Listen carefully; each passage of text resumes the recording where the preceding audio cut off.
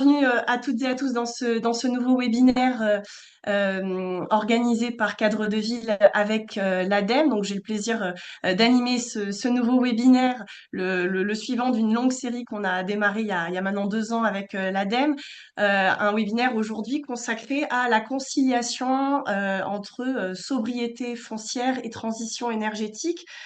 Deux objectifs qui participent de la transition écologique, mais qui en pratique sont pas toujours simples à conjuguer, parce qu'effectivement, d'un côté, on a des territoires qu'on encourage à développer des énergies renouvelables en identifiant de nouvelles zones d'accélération, comme on dit, et donc avec le risque potentiel de consommer du foncier. Et d'autre part, on demande aux territoires de mettre un terme à l'extension urbaine et donc à la consommation des NAF, d'où l'importance de bien prendre en compte ces enjeux en amont dans la planification le plus tôt possible pour éviter effectivement des conflits d'usage des sols et pour bien s'assurer que les énergies renouvelables soient bien développées en priorité sur des zones déjà artificialisées, sur des friches ou avec une vraie réflexion sur la coexistence de plusieurs usages. Et donc voilà, l'idée de ce webinaire, c'est de vous montrer que des territoires l'ont fait. Donc il y a rien d'insurmontable. Et donc du coup, je vais vous présenter très rapidement le programme de cette matinée. Euh, L'idée, c'est d'avoir une petite introduction de la part d'Emmanuel Thibier de l'ADEME pour poser un petit peu le cadre de cette réflexion, vous expliquer voilà comment l'ADEME s'est emparée de cette question, ce qu'elle met en place pour accompagner les territoires dans énergétique et de la sobriété foncière. Et puis ensuite, on donnera la parole à trois territoires de nature assez différente, puisqu'on a du rural, on a de l'urbain très dense métropolitain, on a un territoire intermédiaire entre l'urbain et le périurbain, avec donc des territoires pilotes qui ont décidé, qui ont pris l'initiative de mettre en place des outils pour justement planifier ces questions-là et encadrer le développement des énergies renouvelables. Et donc, on est ensemble jusqu'à à peu près 10h45 avec un temps, avant la fin du webinaire, un temps d'échange avec nos intervenants, puisque vous avez la possibilité, je le rappelle, de poser des questions dans le chat qui se trouve en haut à droite de votre écran. Et donc, autour de 10h30, donc un peu avant la fin du webinaire, on consacrera voilà, un bon quart d'heure à répondre à toutes vos questions, vos remarques. Donc, n'hésitez pas tout au long du webinaire à adresser vos questions à nos invités. Voilà, sans plus attendre, je vais donc passer la parole à Emmanuel Thibier, donc coordinateur planification urbaine du pôle aménagement des villes et des territoires à l'ADEME, qui va donc nous expliquer comment ces différents enjeux ont été un peu mis à l'agenda de l'ADEME, comment l'ADEME a pris en compte ce qu'on peut appeler des injonctions contradictoires, hein, c'est comme ça qu'on l'a intitulé avec ce webinaire, entre le zen et le zan, et nous montrer un peu ce qui a été mis en place avec le Club STEP, donc un réseau de territoires. Emmanuel, je vous laisse la parole et je vous laisse du coup prendre la main aussi sur le PowerPoint. Tout à fait, merci Inès, vous l'avez bien rappelé un peu les enjeux. Et donc, bon, bah, moi, je vais vous présenter un peu en trois parties. D'abord, qui est le Club STEP, ensuite le contexte, les enjeux, et puis le travail réalisé par le Club STEP, dont l'ADEME fait partie. Euh,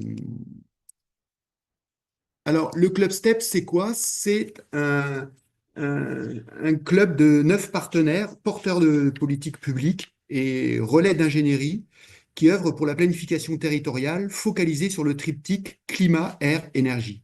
Alors, les membres participent de manière bénévole aux travaux du Club STEP et agissent dans une démarche d'intérêt général, dans une démarche non commerciale. Alors, vous avez en bas à droite là, les logos des 9 partenaires.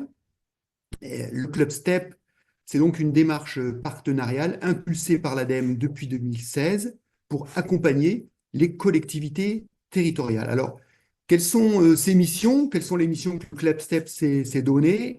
Eh ben, c'est de contribuer à la mise en œuvre de la transition énergétique et écologique par la planification. Le mot planification est important. Il vise à favoriser le partage d'informations et les collaborations entre ses membres en s'appuyant sur la diversité et la complémentarité de l'expertise de ses membres. Il coproduit, il valorise des ressources à destination des collectivités territoriales pour les accompagner dans leur stratégie de planification territoriale et urbaine. Alors, chaque année, le Club STEP se saisit d'un sujet choisi collégialement, et produit une synthèse. Alors, en 2024, le Club STEP a choisi le sujet des ENR, des énergies renouvelables et des sols, et a donc à rédiger une note synthétique. Vous avez ici à droite le visuel de cette publication qui est téléchargeable sur la librairie de l'ADEME à l'adresse indiquée en bas. Alors, pourquoi avoir choisi ce sujet au sein du Club STEP? Eh bien, parce que les collectivités territoriales doivent à la fois réduire leurs émissions de gaz à effet de serre et développer massivement les énergies renouvelables pour atteindre le zéro émission net, le ZEN, en 2050, et préserver les sols, les limiter l'urbanisation pour atteindre le zéro artificialisation net, le ZAN, en 2050. Voilà, elle doit être zen et ZAN. Alors, deux exigences qui semblent à première vue difficilement compatibles, hein, comme l'a rappelé.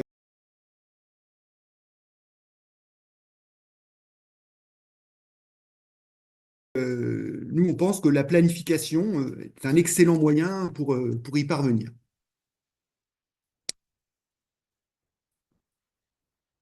Alors, en regardant un peu plus près dans le détail, voici un peu les exigences liées à la transition écologique auxquelles les collectivités territoriales doivent répondre.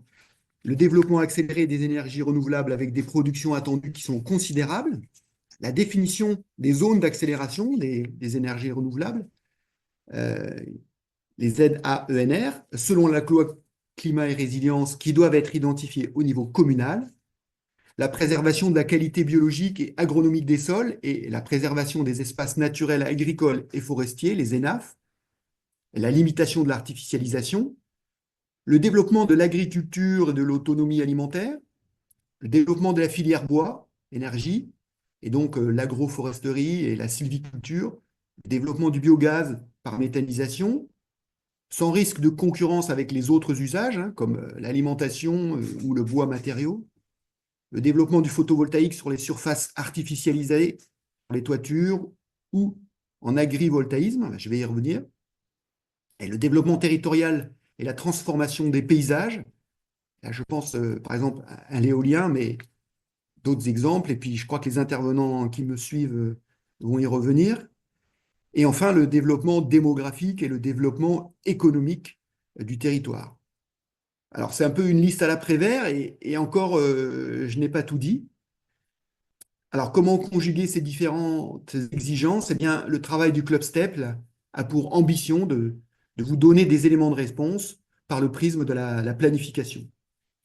Voilà, je vous présente maintenant un peu plus en détail le contenu de cette note synthétique du Club STEP qui est composée de trois parties. Alors, une première partie qui donne les enjeux et les ordres de grandeur hein, des différentes énergies renouvelables.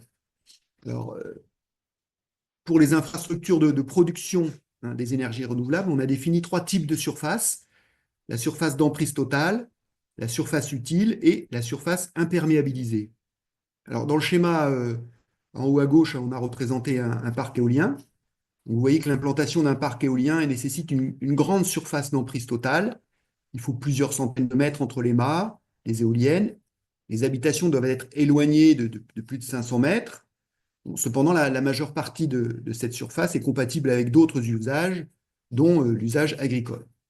Alors, on a calculé la surface d'emprise totale en moyenne qui serait nécessaire pour produire 1 MWh par an.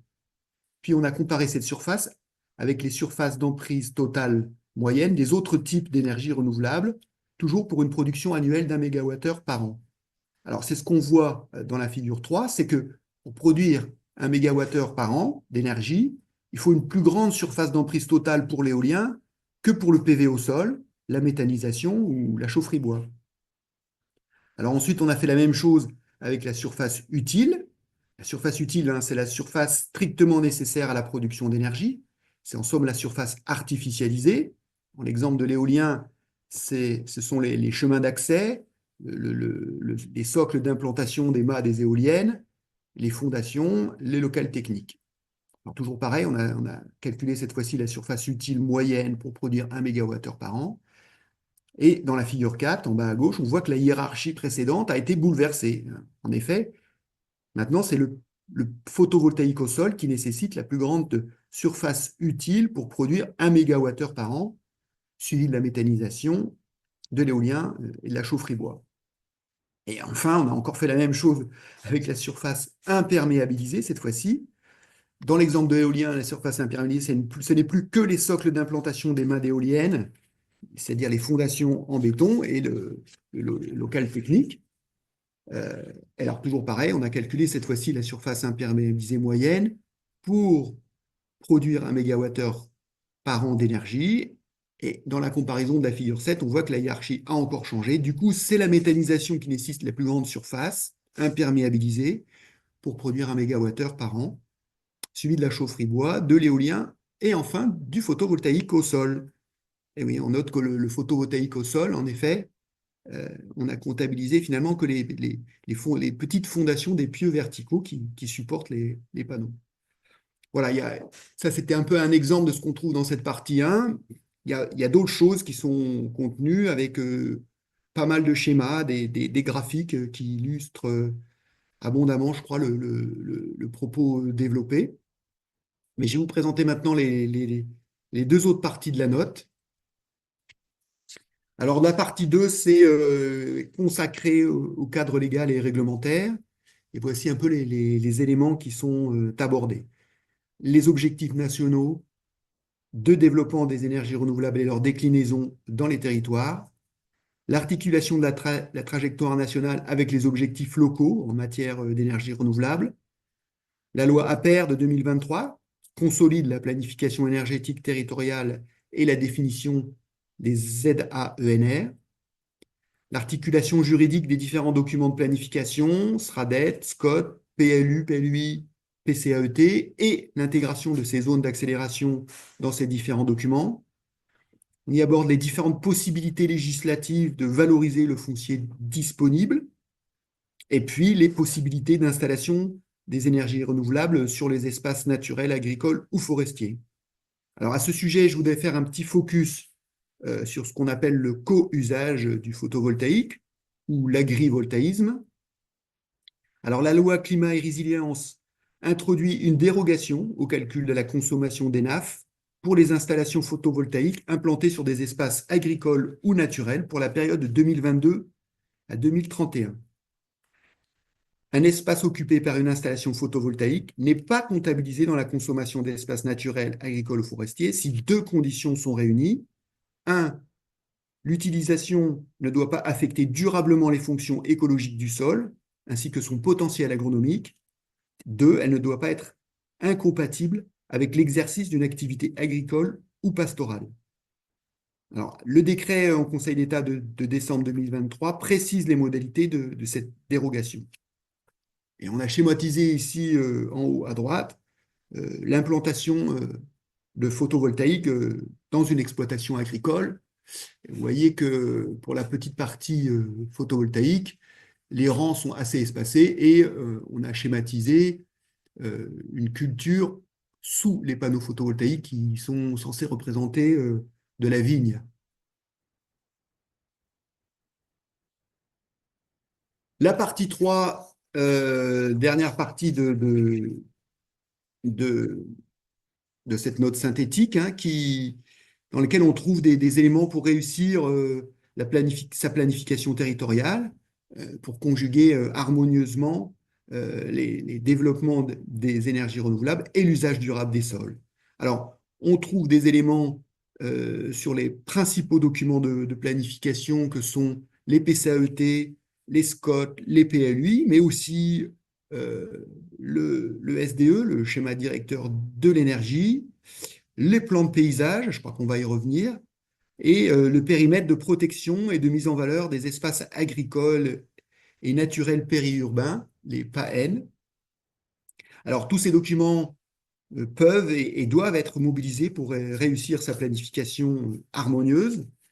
On insiste aussi sur le diagnostic territorial qui est très important, voire indispensable pour établir une stratégie de développement des énergies renouvelables, alors qui devra inclure en particulier un bilan énergétique réalisé à partir de nombreuses sources de données qu'on peut trouver et qui devront être croisées. Une incitation ou un encouragement à impliquer les citoyens et les acteurs du territoire, par exemple à travers une approche paysagère, et les intervenants vont y revenir par la suite, et puis des éléments de recommandation pour développer le co-usage, euh, notamment sur le photovoltaïque. Voilà ce que je voulais vous présenter rapidement sur les travaux du Club STEP qui ont lieu en 2024. La note synthétique donc, de 16 pages se trouve sur la librairie de l'ADEME et elle est à votre disposition pour développer les ENR et l'usage des sols. Merci et puis Merci je laisse la beaucoup, parole Emmanuel, à Inès. pour cette présentation synthétique de ce livrable qui est vraiment une ressource, hein, j'insiste, pour les territoires qui se posent des questions sur comment justement voilà, réconcilier sobriété foncière et transition énergétique. Je vous propose tout de suite de démarrer donc avec notre premier retour d'expérience. On part dans le Lot-et-Garonne, donc avec Adeline Dumay, qui représente tous les deux la communauté de communes du Confluent et des Coteaux de Pressas. Donc, Jacques Dumay est élu référent transition énergétique et Adeline Charret responsable de projet transition énergétique. Et donc, ils vont nous présenter un peu la manière dont ils ont travaillé sur un plan paysage de transition énergétique avec un focus tout particulier sur l'agrivoltaïsme, puisqu'effectivement, on est sur un territoire très rural où cette question tient une place très importante. Voilà, bah, écoutez, je vous laisse la parole à tous les deux et je reprends la main un peu plus tard. Bonjour à toutes, bonjour à tous. Donc, comme vient de le dire Inès, Adeline et moi représentons un territoire rural. Vous pouvez voir que nous nous trouvons au centre du département, à la confluence du Lot et de la Garonne. Territoire rural parce que la ville centre la plus importante, Aiguillon, compte 4 500 habitants et les centralités moins de 2 000. Donc, ce territoire rural présente une diversité de paysages. Là, Adeline a appuyé un peu rapidement sur les slides. Voilà. Présente donc une grande diversité de paysages, à la fois vallées et coteaux, d'où son nom, et un patrimoine bâti de qualité, mais en général, il faut bien le reconnaître, en mauvais état, et, et permet à ses habitants tout de même de profiter d'un environnement serein. La qualité de vie est importante ici. Notre territoire, donc, c'est 29 communes, un peu plus de 18 000 habitants. C'est une communauté de communes jeune, puisqu'elle est née de la fusion de deux communautés mitoyennes en 2017. Comme l'a dit Inès, l'activité agricole est évidemment très importante, et on aura l'occasion d'y revenir avec le développement du photovoltaïque, puisque la principale énergie qui est en développement, c'est le solaire photovoltaïque.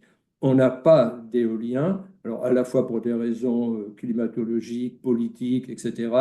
Le solaire thermique a du mal à se développer. La biomasse, elle, prend de l'importance effectivement aussi à côté du photovoltaïque.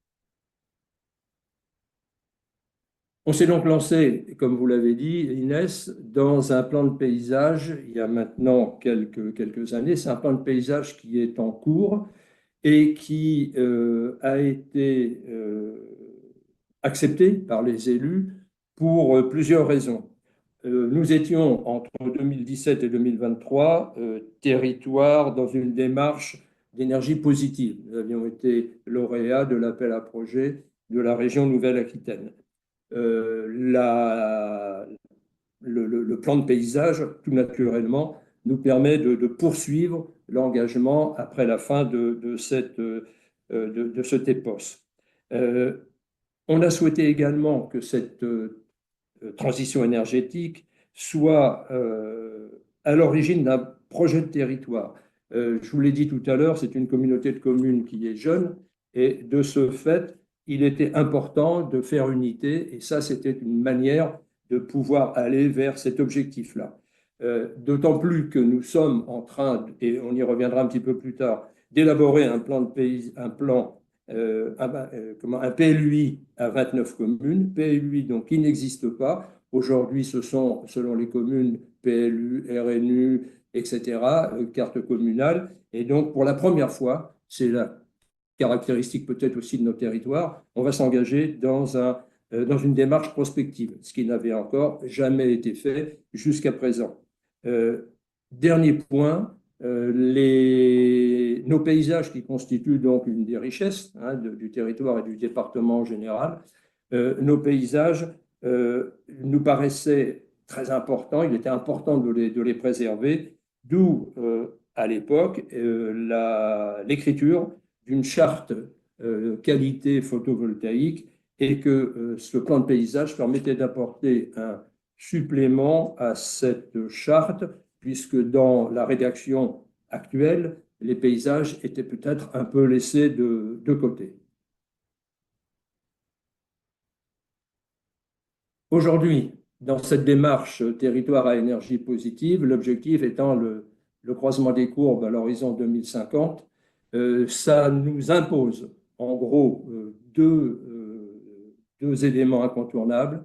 Il nous faut diviser par deux les consommations d'énergie et il nous faut parallèlement multiplier par deux la production d'énergie renouvelable. Je l'ai dit tout à l'heure, chez nous, c'est le photovoltaïque du fait des territoires, du fait des espaces éventuellement disponibles, qui est de très loin l'énergie la plus développée. La biomasse existe également et plus anecdotique, mais peut-être beaucoup plus difficile, le solaire thermique a beaucoup de mal à s'implanter.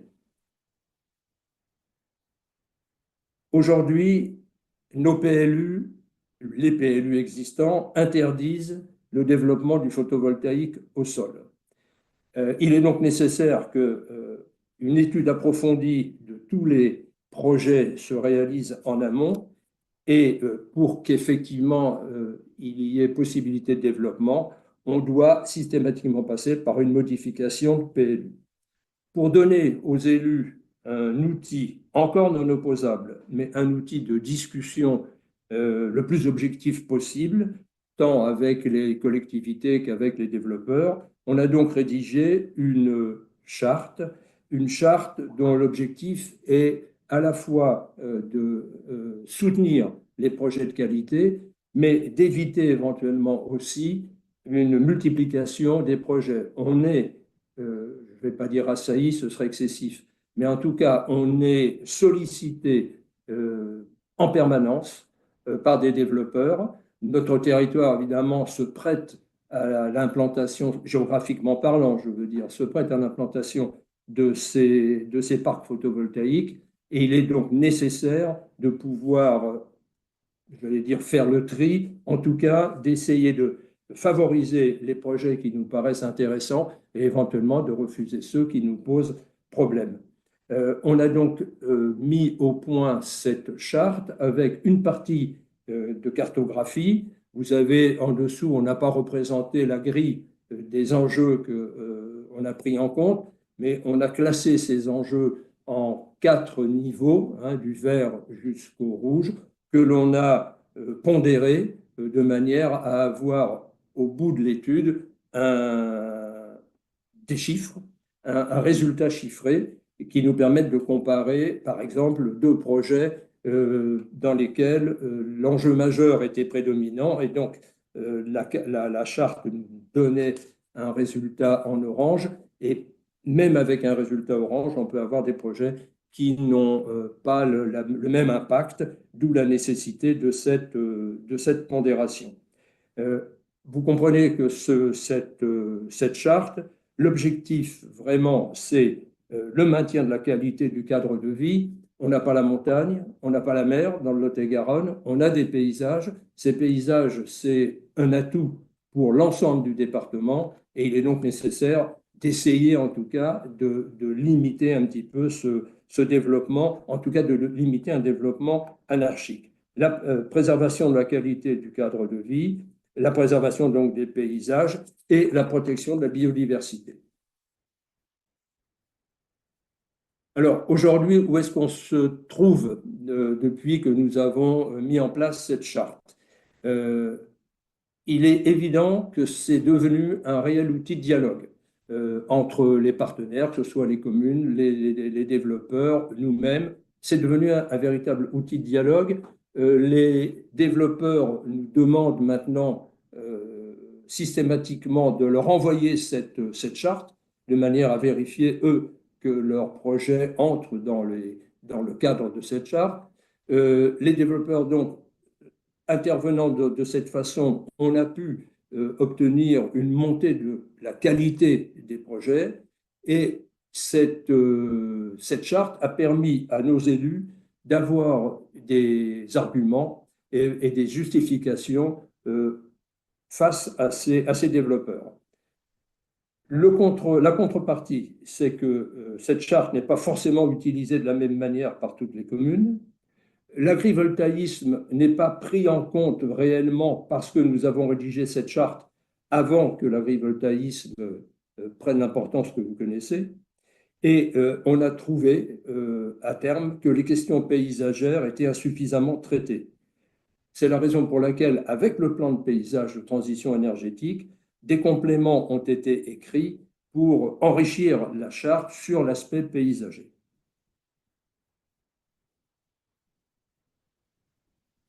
Donc cette stratégie paysagère, je l'ai dit tout à l'heure, et ce travail du plan de paysage, il est mené en fait en parallèle avec les travaux d'élaboration du futur PLUI qui doit voir le jour l'année prochaine.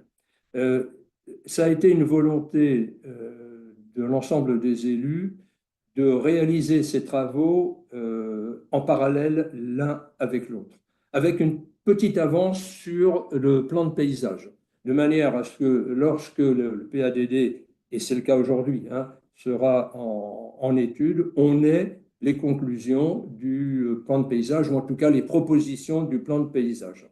Les petits dessins que vous voyez en bas correspondent aux différentes étapes qui se sont succédées pendant à la fois le diagnostic et la définition de la stratégie. Voilà quelques clichés qui montrent, et on était très, très fiers hein, de ça avec Adeline, parce que les élus nous ont suivis. On a réalisé 3 bus tours, on a réalisé des ateliers, des copiles, des ateliers avec comment dirais-je, des objectifs précis, cadre de vie, carrefour des échanges, l'eau chez nous, qui est quand même très importante, l'énergie. On a souhaité qu'il y ait un volet convivial, donc à chaque fois, on a terminé ça par un buffet. Je pense que ça n'a pas été non plus étranger à la réussite des sorties, mais c'était un objectif voulu que ce travail se fasse dans le meilleur esprit. Il était effectivement important, bonjour à tous, je prends la suite, pour nous que les élus participent à cette phase-là. Jacques l'a bien dit, on n'a pas non plus de SCOT sur le territoire, donc il n'y avait encore jamais eu de démarche prospective ou de réflexion sur le projet de territoire. Et réussir le PLUI, c'était s'assurer que l'ensemble des élus adhèrent à la démarche et y participent. D'où cette plus-value de commencer par l'approche paysagère, parce que tout le monde a quelque chose à dire sur le paysage qui nous entoure ou sur le cadre de vie, puisqu'en tout cas, c'est avec ce vocable-là souvent que les choses sont évoquées chez nous. Alors, à l'issue des 6 premiers mois de la démarche, une stratégie paysagère de transition énergétique. Hop, je n'arrive pas à passer les diapos. Voilà, pardon. Une stratégie paysagère de transition énergétique a été adoptée par le Conseil communautaire en mars 2024. Alors, comme dans tout plan de paysage, la stratégie, elle est structurée avec des objectifs de qualité paysagère. La particularité, et parce qu'on est dans un plan de paysage de transition énergétique, c'est que ces objectifs de qualité paysagère visent à la fois la sobriété énergétique et la question du développement des énergies renouvelables. Donc, on va bien sûr ce matin se concentrer sur ce que le plan de paysage dit en matière d'énergie renouvelable, mais c'est pour nous bien plus que ça. On le devine à l'écran, j'aurai pas le temps de détailler, mais on parle aussi habitat, on parle aussi mobilité, on parle aussi développement touristique et culturel en lien avec l'énergie dans ce plan de paysage. Et un des outils qu'on utilise pour communiquer sur la démarche, c'est ce dessin. Alors, on a le dessin aujourd'hui, et là, vous avez à l'écran le dessin de ce que pourrait être notre territoire en 2050. Alors, c'est évidemment schématisé. On y retrouve les éléments principaux, la confluence du Lot et de la Garonne, le secteur de Coteaux, la proximité avec la forêt des Landes. Et on a par petites touches, il faut rentrer dans le détail du dessin pour mesurer sa puissance, mais on a par petites touches en quoi le territoire évolue. C'est un travail qui est un petit peu inspiré aussi du collectif des paysages de l'après-pétrole pour ceux qui connaissent la démarche. Alors, notre démarche, elle est structurée, je l'ai dit, en 8 objectifs de qualité paysagère. Au départ, 3 axes, dont un qui vise évidemment à produire localement des énergies renouvelables.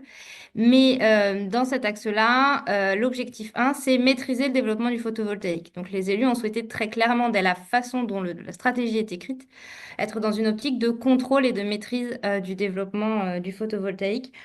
Euh, Ça passe par la réaffirmation du rôle de la charte. Donc, Jacques en a parlé, cette charte, elle est adoptée depuis début 2022. Donc, ça fait, on la testait déjà avant qu'elle soit adoptée. Donc, ça fait plus de 2 ans maintenant qu'on se sert de cet outil-là.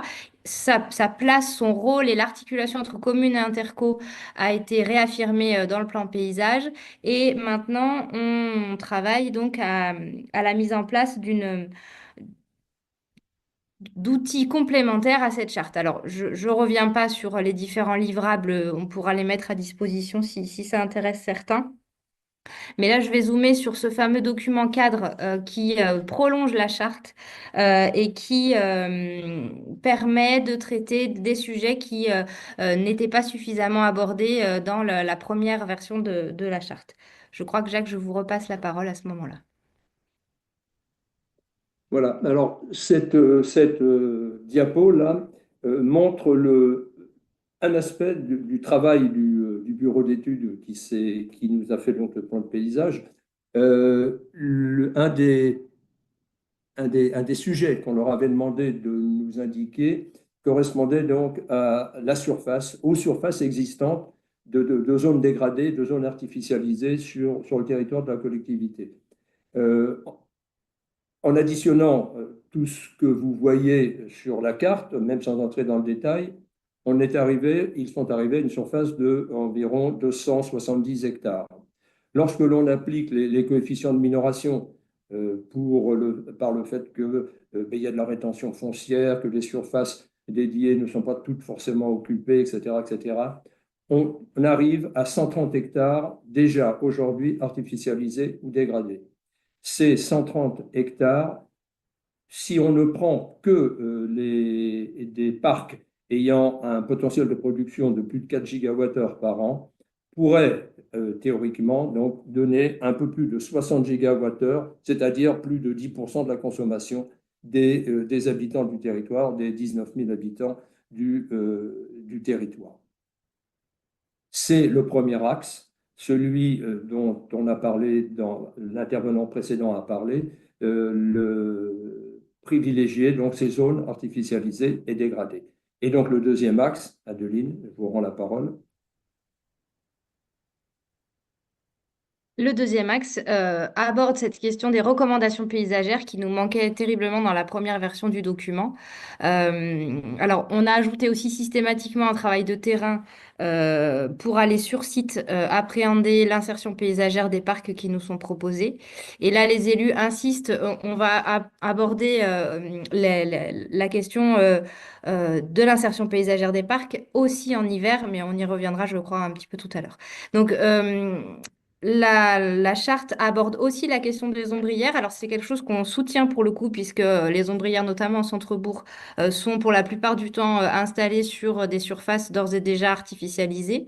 Néanmoins, on a pensé que c'était utile de travailler aussi cette question de la bonne connexion de ces projets avec les entrées de bourg ou avec les contextes de villages existants. Alors, je ne vais pas avoir le temps de rentrer dans le détail ce matin. C'est des choses qui sont assez évidentes, en tout cas pour ceux qui ont l'habitude de travailler sur les questions paysagères. Pour nous, c'était nécessaire parce qu'on est quand même des novices en la matière. Donc, ce document évoque les questions évidemment d'éco-visibilité, du relief, demande à ce qu'il n'y ait pas de remblai, traite la question de la prise en compte de l'eau dans les parcs. Et c'est le point 5 qui, moi, me semble intéressant. On œuvre de plus en plus pour améliorer la place du végétal dans les parcs photovoltaïques. Avec, on l'a constaté sur certains projets en cours de développement, donc on verra jusqu'où on pourra aller, mais euh, on a une vraie marge de manœuvre pour demander aux développeurs plus de végétal dans les parcs, jusqu'à supprimer un rang de table pour ajouter des haies intercalaires, notamment quand on est sur l'agrivoltaïsme, avec de toute façon des paddocks qui sont demandés par les agriculteurs parce qu'ils font du pâturage tournant. Donc il y avait des clôtures de prévues, ben, on demande à ce que ce ne soit pas juste une clôture mais qu'on ait une haie supplémentaire. On est pour une partie du territoire en vallée de Garonne ou en vallée du Lot, on est sur des territoires où le bocage, alors soit existait peu, soit a complètement disparu au regard de l'évolution des pratiques agricoles. Et ça nous semble nécessaire au titre des continuités écologiques de profiter de l'existence des parcs pour recréer du linéaire bocager. On traite aussi la question des clôtures, notamment, puisqu'on essaye de demander de la clôture avec poteau bois pour retrouver des ambiances plus rurales et plus agricoles. Alors, j'accélère un petit peu parce que je vois qu'on a largement dépassé notre timing. Euh, Aujourd'hui, ce qui est intéressant, c'est que cet outil-là, qui reste un outil de dialogue, et donc ce complément qu'on va adopter au prochain conseil communautaire comme un avenant à la charte existante, reste sur quelque chose qui est non opposable au tiers aujourd'hui. Mais les élus l'ont réaffirmé, ils souhaitent que très très vite, tous ces éléments-là acquièrent une valeur juridique. Et donc, on a, nous, techniciens, une commande très forte pour reformuler sous forme de règlement ou d'orientation d'aménagement et de programmation, tout ce qui aura été écrit en matière de prise en compte du photovoltaïque au sol. Euh, et on traite aussi la question des hangars, là aussi via le règlement. Donc aujourd'hui, la volonté des élus, elle est très claire et on aura normalement d'ici un an une retranscription et donc une valeur juridique donnée à ces différentes orientations. Je crois que Merci on beaucoup a dit. Adeline et merci beaucoup Jacques.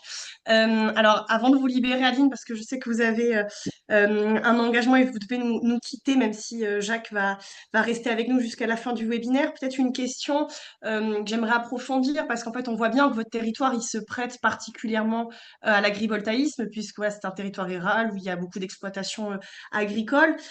J'aimerais savoir comment les agriculteurs ont été finalement associés à toute cette démarche que vous avez enclenchée autour du plan paysage de transition énergétique, et puis aussi toute la question de savoir, là encore, c'est une autre injonction contradictoire, j'ai envie de dire, qui vient se rajouter, mais comment bien doser entre maintenir la souveraineté alimentaire, encourager le développement de l'agriculture locale et en même temps voilà développer les énergies renouvelables quand on sait que voilà le fait de pouvoir compter sur des énergies renouvelables constitue un revenu complémentaire assez compétitif pour les agriculteurs et voilà comment s'assurer qu'ils ne délaissent pas finalement leurs exploitations au profit de gestion de parcs solaires par exemple.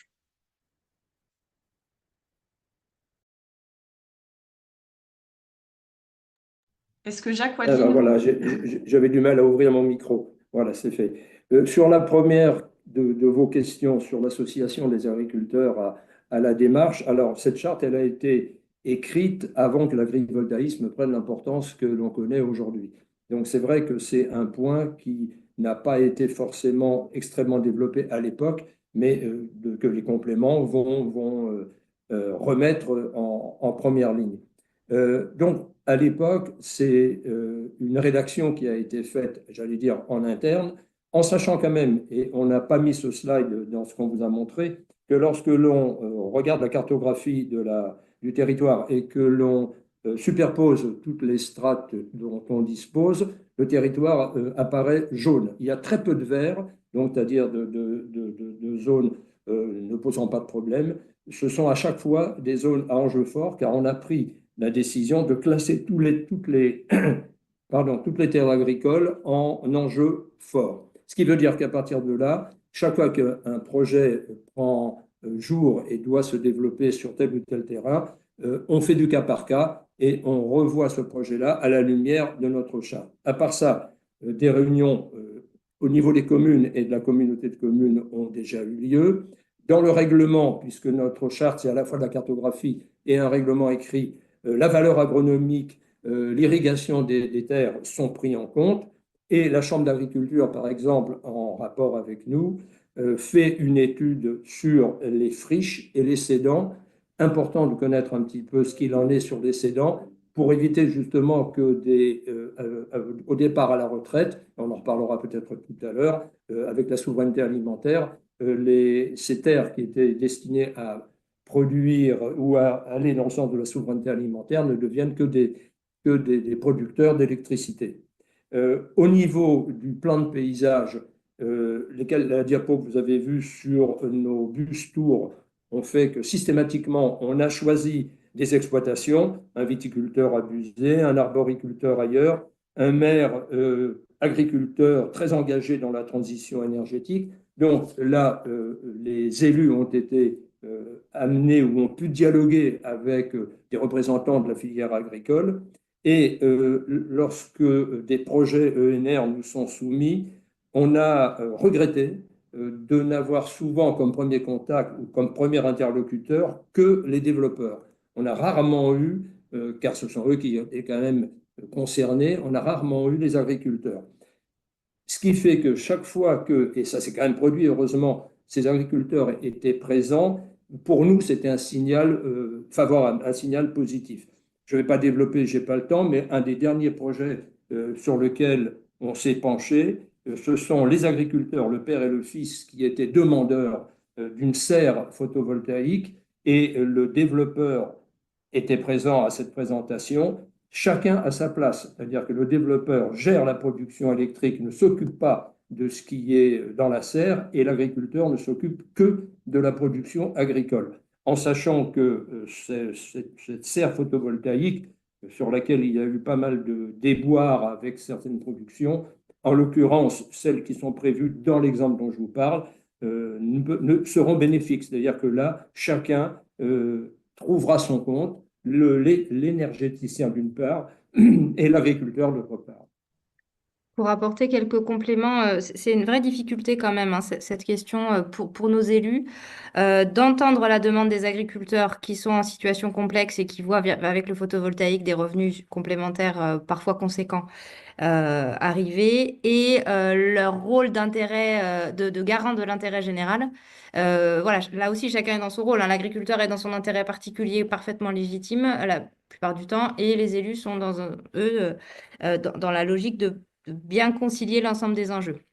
Ça reste compliqué, et particulièrement sur la question de l'agrivoltaïsme, puisque, alors, on monte progressivement en compétence. Cette question de la place de l'agriculteur, tout simplement, dans la façon de nous présenter le projet, pour nous, est un indicateur très fort de la véracité et de la pertinence du projet agricole. Mais ça reste compliqué d'analyser des projets agrivoltaïques à l'aune d'un projet agricole qui nous est décrit sur un papier, dans un document de présentation, et dont on ne sait pas quelle sera la réalité demain. La question des revenus liés au photovoltaïque interroge quand même sur le maintien de la motivation à continuer à être agriculteur en tant que tel. Alors là-dessus, on a deux approches des développeurs. Certains sont sur une approche d'équité entre les revenus donnés aux propriétaires fonciers et les revenus donnés à l'exploitant, alors qu'à l'inverse, d'autres finalement minimisent la part donnée à l'exploitant pour que celui-ci ait encore besoin, entre guillemets, de la production agricole pour vivre. Donc on arrive quand même à des sujets qui sont assez particuliers. On ne pourra pas trop en parler ce matin. Bon, c'est pas le sujet, mais ce qui nous semble une piste intéressante, c'est la notion, tout ce qui relève du partage de la valeur. Nos élus veulent absolument que d'une part, les gains conséquents issus des parcs photovoltaïques bénéficient au territoire. On est dans un contexte particulier où l'IFER ne va pas à l'interco, mais va aux communes, pour ceux à qui ça parlera. Et donc considère en tout cas que l'IFER ne suffit pas. Et par ailleurs, une grosse inquiétude sur l'équité entre les agriculteurs, entre ceux qui pourront, parce que leur parcelle le permet, parce que voilà, le contexte le permet, auront droit, entre guillemets, à un projet photovoltaïque, et ceux d'à côté qui ne pourront y prétendre. Et ces questions, il y a de plus en plus de territoires qui mettent en place des fonds de péréquation ou des fonds de partage de la valeur. Ça nous semble des choses intéressantes parce que il semble que dans les exemples qui existent, le développeur abonde à un certain montant dans ces fonds qui sont ensuite disponibles pour des projets agricoles, pour de l'innovation agricole ou pour des projets collectifs. Ce qui nous semble être intéressant parce que c'est une source de revenus complémentaire pour faire évoluer les modèles agricoles, pour rapporter de l'argent à l'agriculture qui en a besoin, on le disait, mais de façon collective et pas directement pour le seul agriculteur concerné par le projet photovoltaïque.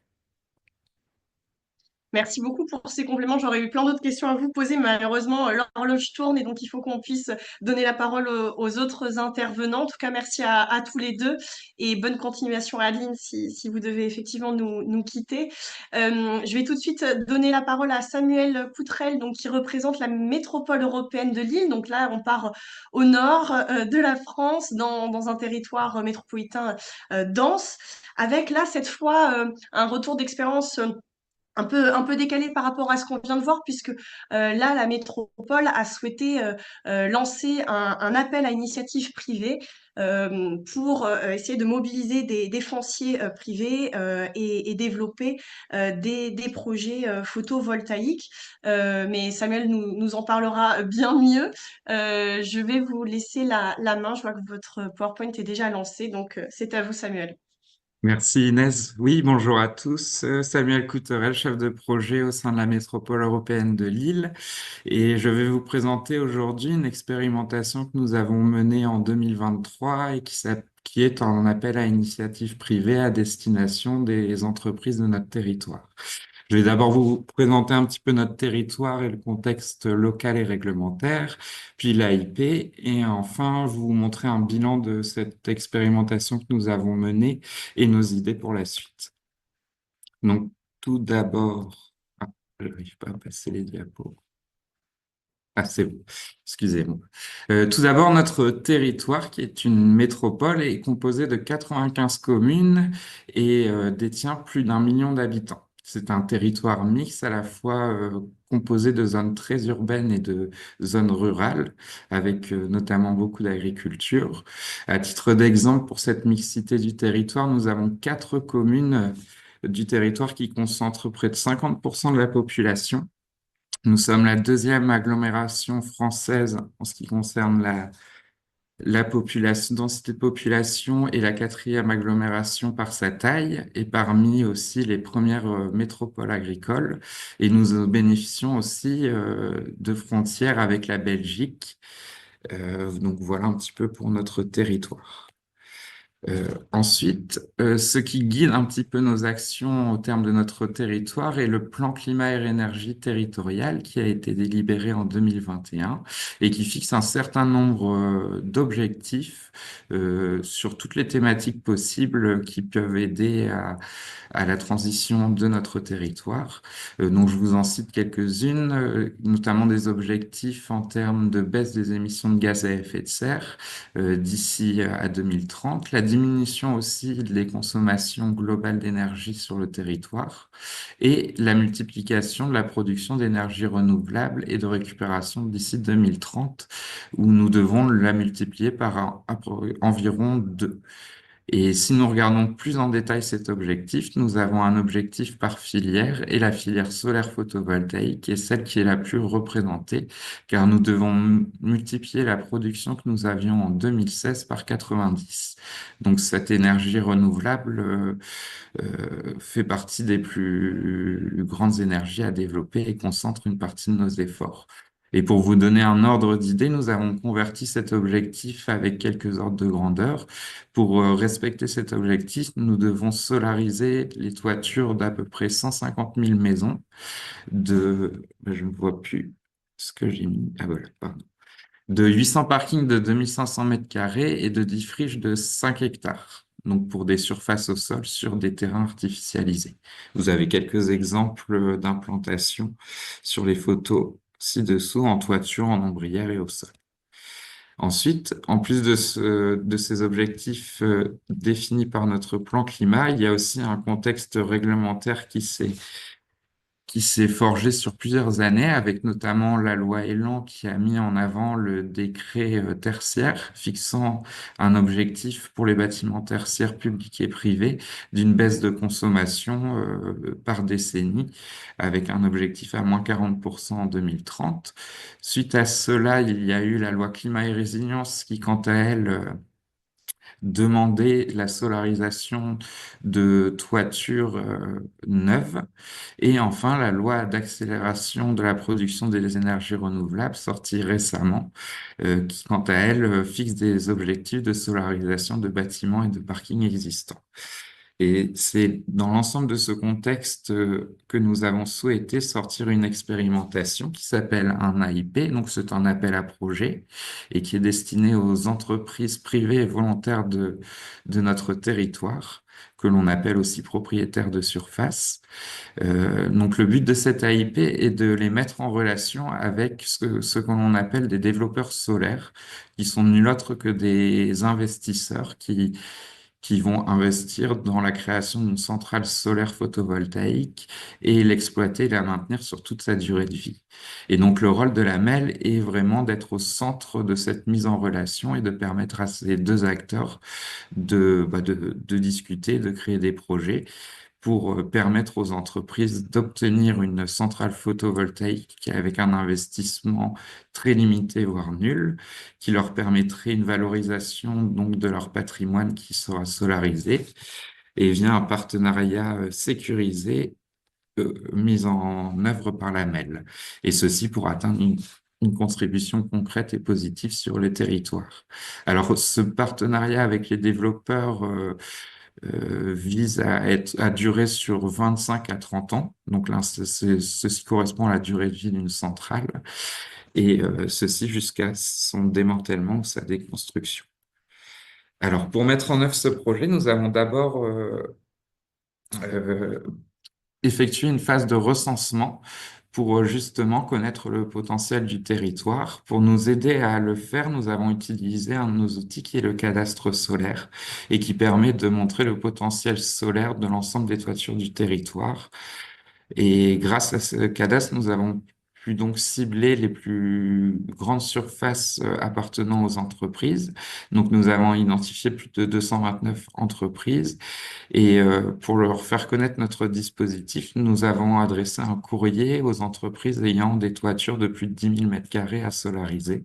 Et nous avons également communiqué sur notre site Internet pour recenser justement le plus de propriétaires possible. Cette phase de recensement a eu lieu en fin 2022, entre septembre et décembre 2022. Nous avons pu obtenir la candidature de 73 propriétaires fonciers et volontaires du territoire, et ceci représente un peu plus d'1 million de mètres carrés de surface potentiellement solarisable, et qui étaient répartis essentiellement en toiture et sur des parkings, mais avec un petit volet dédié aux surfaces au sol sur des terrains déjà artificialisés. Vous voyez sur la carte un petit peu la répartition de ces propriétaires. Et donc l'ambition principale suite à la phase de recensement que nous avons faite a été justement de privilégier l'accélération de la solarisation de surfaces déjà artificialisées, ce qui est aussi dans l'esprit de la loi APER qui est sortie en même temps que notre dispositif, de regrouper un ensemble de propriétaires de surface en réalisant des allotissements, de baisser le risque des coûts d'études des développeurs et ainsi leur donner confiance pour pouvoir avoir un loyer optimisé envers les propriétaires et de développer le plus de projets possible, offrir un conseil, une analyse fine de la MEL aux propriétaires volontaires et d'émettre des critères respectant les valeurs de notre plan climat à travers un cahier des charges pour consulter les développeurs.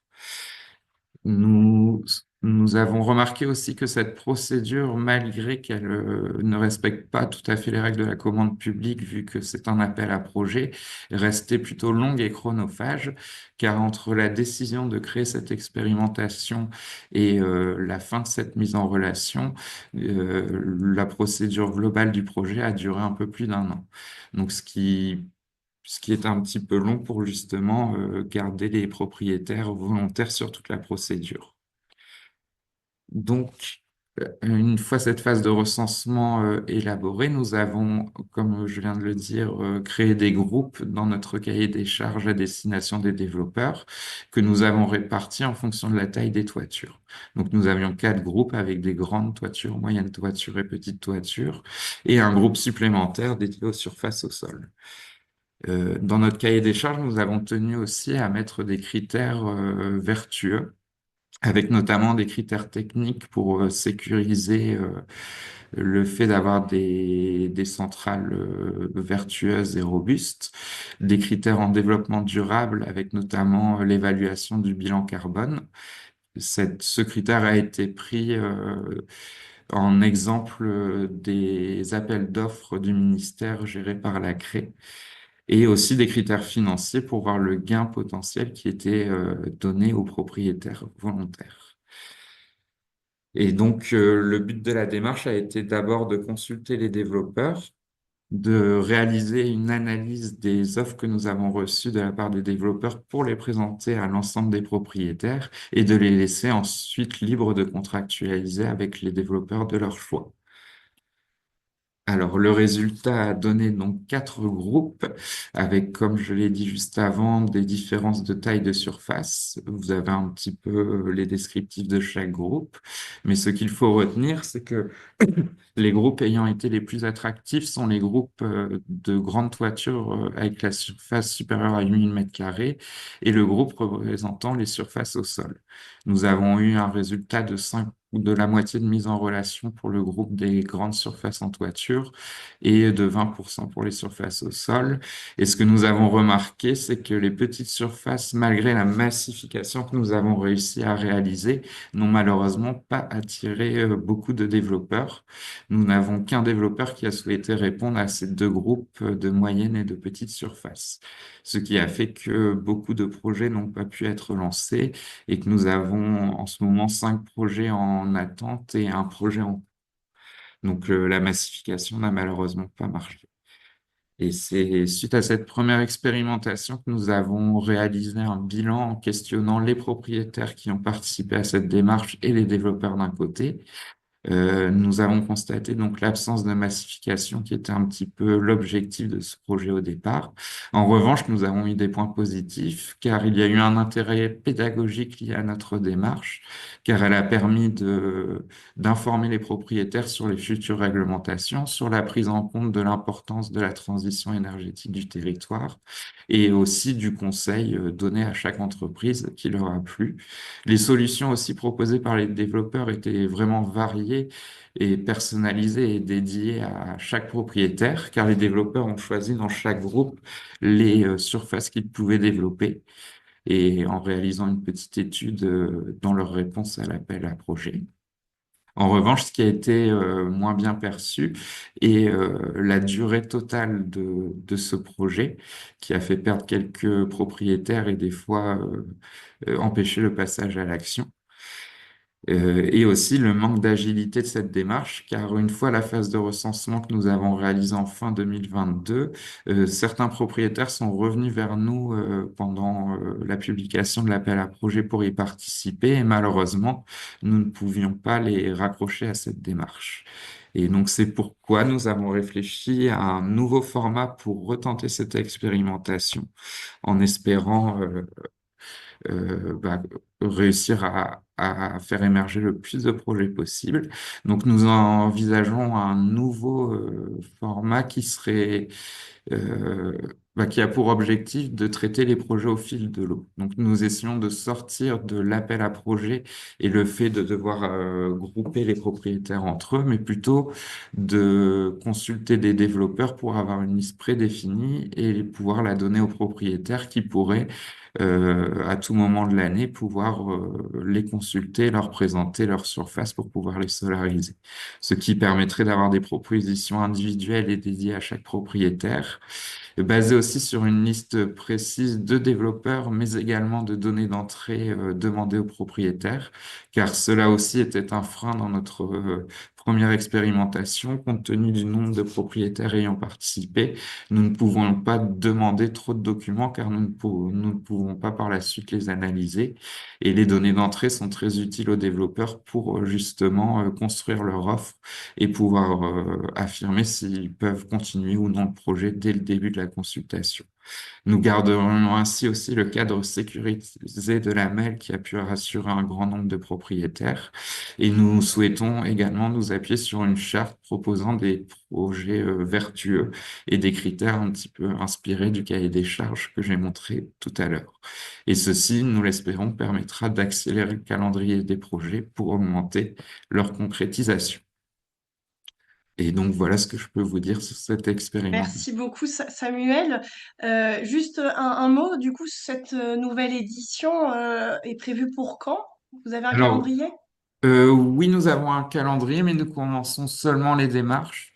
Nous espérons pour qu'elles soient effectives en cette fin d'année, car nous avons D'accord. d'abord une phase de recensement des développeurs à réaliser.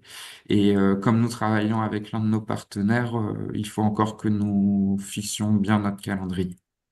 Ok. En tout cas, on voit que c'est une démarche itérative et que vous tirez les enseignements de la première édition.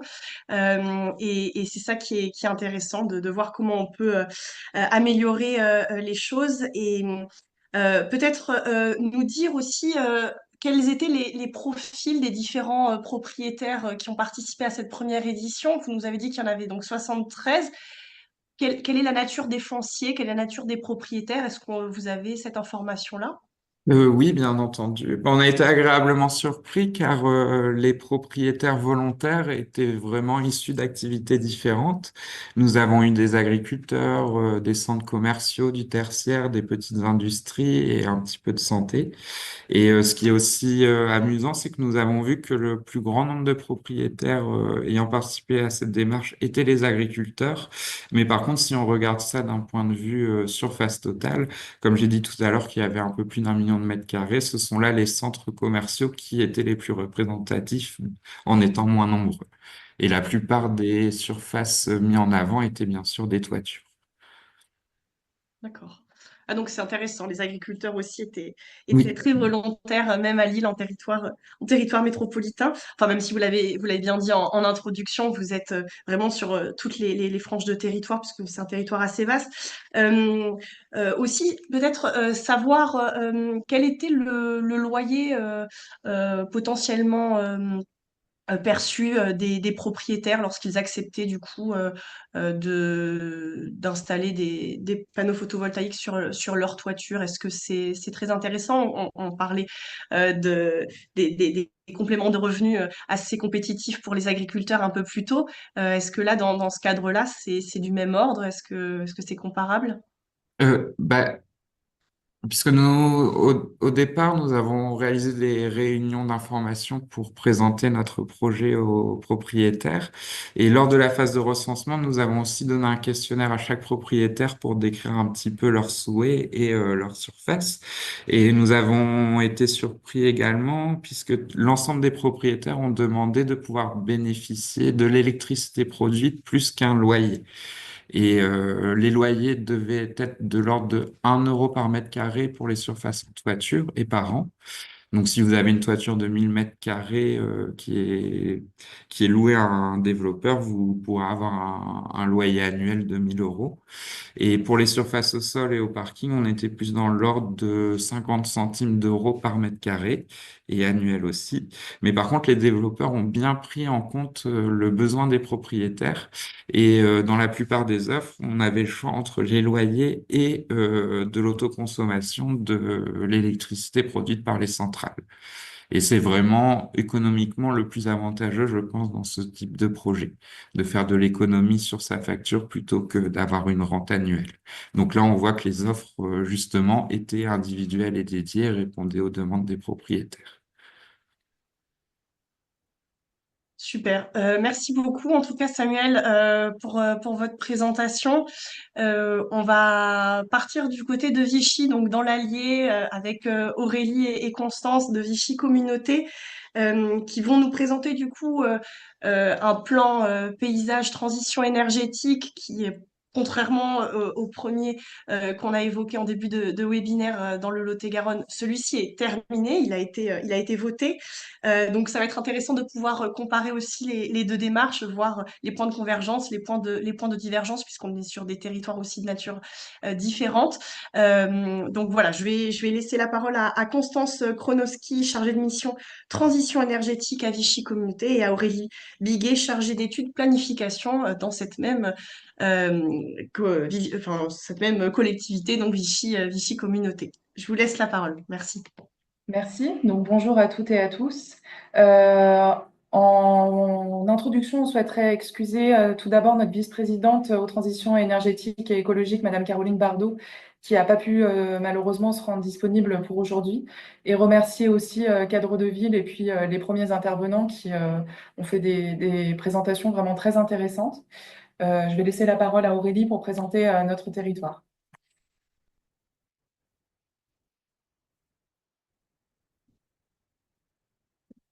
Défile pas.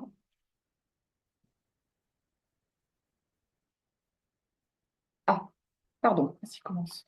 Donc, présentation du territoire de Vichy Communauté. Donc, nous sommes une communauté d'agglomération composée de 84 000 habitants, regroupant 39 communes, donc située en région Auvergne-Rhône-Alpes, au sud-est du département de l'Allier. Juste pour faire un petit rapport, nous sommes un peu intermédiaires par rapport aux deux territoires qui ont témoigné précédemment.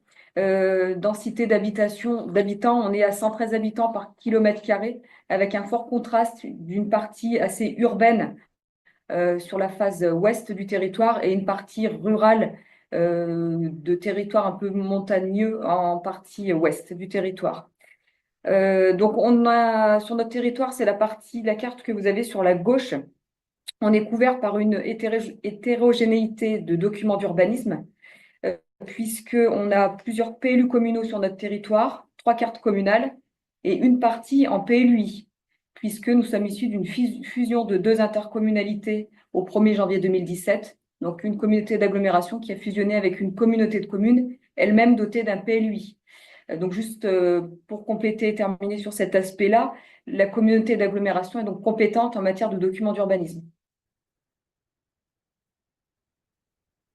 Concernant notre politique locale de transition énergétique, on a différentes démarches cadres sur le territoire. Donc, tout d'abord, un projet de territoire qui comporte un axe dédié à la lutte contre le changement climatique, mais aussi plus classiquement donc un PCAET qui a été voté en 2021 et qui porte un objectif de multiplier par 3 la production d'énergie renouvelable d'ici à 2050, en lien avec notre labellisation TEPOS qu'on a obtenue en 2017. On a aussi plus récemment fait un bilan carbone pour réactualiser en fait nos objectifs de réduction des émissions de gaz à effet de serre. Et puis enfin, le plan paysage et transition énergétique qui fait l'objet de la présentation de ce jour. Pourquoi on s'est Moi, je lancé... vous interromps. Est-ce que vous arrivez à mettre en plein écran votre présentation? Alors, je vais réessayer. Allez. Hop. Est-ce que ça fonctionne? Oui. Oui, c'est bon. Excusez-moi.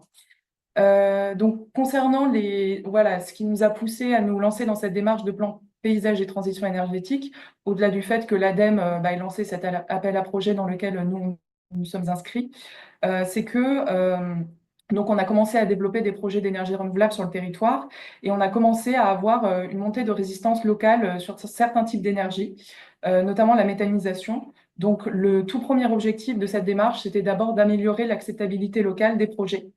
Et pour cela, on a choisi l'entrée paysagère parce qu'il nous semblait que c'était l'entrée la plus consensuelle et la façon la plus facile d'aborder les énergies renouvelables, puisque souvent, c'est ce point-là qui cristallise les résistances. L'objectif, c'était aussi d'assurer une répartition équilibrée des ENR sur le territoire, parce qu'en faisant un peu un diagnostic de ce qui a été déjà développé ou en développement, on s'est rendu compte que tout se structurait autour de l'axe de la rivière Allier et que certaines entités paysagères du territoire étaient moins concernées par le développement de projets. une répartition équilibrée, mais aussi qui soit diverse dans les filières représentées d'énergie renouvelable. Et le dernier objectif, c'était d'adapter les projets aux gisements et aux ressources paysagères en place sur notre territoire. Donc, je vous ai parlé un peu de l'état des lieux et de la concentration des projets autour de l'axe allié. Et là, c'est manifeste sur la carte que vous voyez sur votre droite. Donc, les projets en blanc sont les projets déjà développés et les petits pictos en orange sont les projets en développement. Et on voit bien que la partie est, pardon, de la montagne est beaucoup moins concernée, alors pour diverses raisons aussi de faisabilité, que l'axe du Val d'Allier, qui pour le coup accueille vraiment beaucoup de projets déjà construits ou en développement. Au niveau des potentiels de notre territoire, c'est principalement solaire photovoltaïque qui est visé donc pour le développement des énergies renouvelables, avec plus de la moitié du potentiel qui est concerné par ce type d'énergie. Le bois énergie, bien évidemment, puisque toute la partie montagneuse est quand même assez boisée. Et puis, dans une moindre mesure, on va retrouver la géothermie, les eaux thermales liées donc à la ville de Vichy principalement, le solaire thermique, un peu de méthanisation avec des gisements principalement agricoles et l'énergie fatale issue de l'activité industrielle.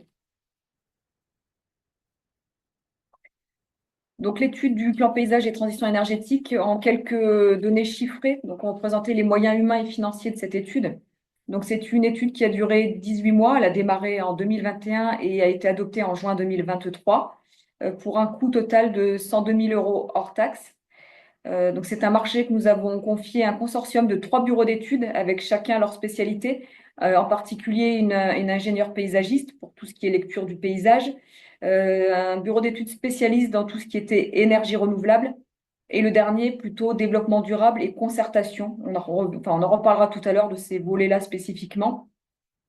On a travaillé avec, sur le territoire, une balade paysagère, tout comme l'a fait le premier territoire qui a témoigné tout à l'heure, à la différence que nous n'avons fait qu'une seule balade paysagère, et puis une dizaine d'ateliers de travail et de concertation avec plusieurs partenaires. Donc ça, on y reviendra en détail également tout à l'heure. Et donc, ce document, il se finalise par 6 livrables qui ont été adoptés en conseil communautaire en juin 2023. Donc, ces 6 livrables, c'est déjà un diagnostic. On a ensuite une stratégie qui a été chiffrée et cartographiée, la rédaction de 5 fiches actions. On a un guide de préconisation pour l'implantation des ENR. Donc ça, c'est vraiment c'est les choses que vous pouvez voir un petit peu sur la droite en termes d'image. C'est comment on peut accompagner les porteurs de projets par des préconisations en termes paysagers pour les énergies renouvelables. On a également une boîte à outils de la concertation pour accompagner les projets. Et puis, on a également dans ces livrables une plaquette grand public. Et ça, c'était vraiment une volonté de notre part de pouvoir donner à voir au grand public. Donc, à savoir que sur cette mission-là, on avait candidaté et été retenu à l'appel à projet de l'ADEME, qui nous a permis d'obtenir une aide financière à hauteur de 60% dans le cadre de l'appel à projet Plan Paysage 2020.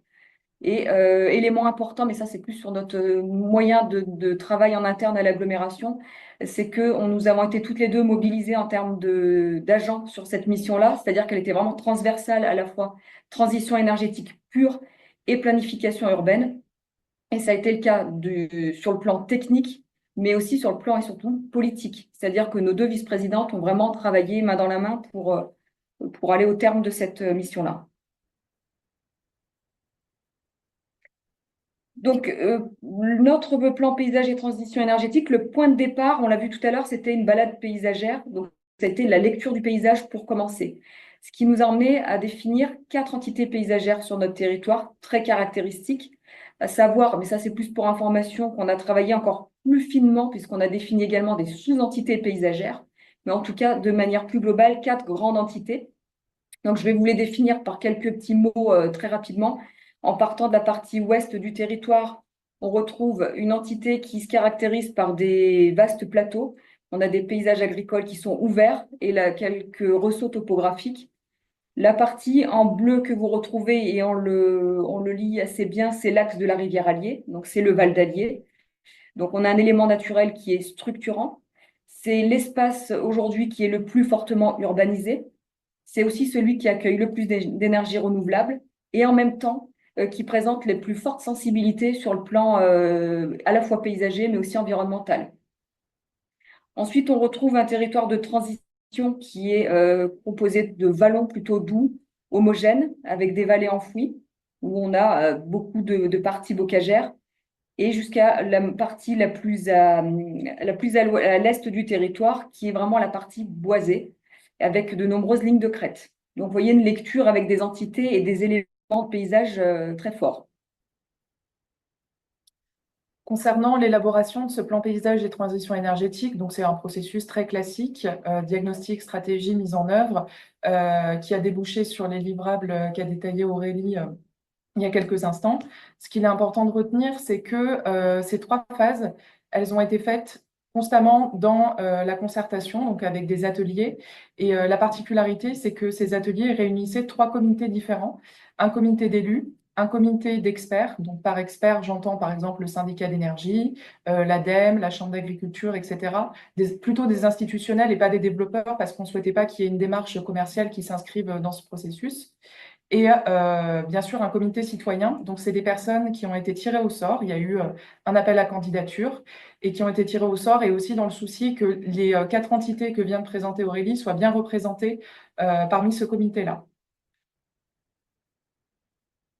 Donc, les ateliers, je vais passer rapidement dessus parce qu'on en a déjà un petit peu parlé. Les 2 plus importants, à notre sens, qui ont vraiment permis de faire avancer la démarche et de la structurer, c'est la balade paysagère, effectivement, qui a permis un peu de dépassionner le débat, parce qu'en fait, c'est notre ingénieur paysagiste qui a organisé cette balade, bien sûr, en lien avec les services communautaires, pour permettre aux participants d'avoir une lecture paysagère des différents projets, donc une lecture technique, en fait, et pas personnelle, pas... oui, c'est ça, pas... j'ai plus le mot, mais en tout cas...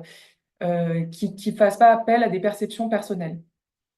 Et le deuxième atelier qui a été vraiment déterminant, à notre sens, c'est l'atelier site pilote pédagogique, où en fait, on a choisi 4 sites donc, existants sur le territoire, très différents. Donc, il y avait un centre d'enfouissement de déchets, il y avait un espace agricole, je ne sais plus, il y en a Un site 4. touristique. Un site touristique et une zone d'activité.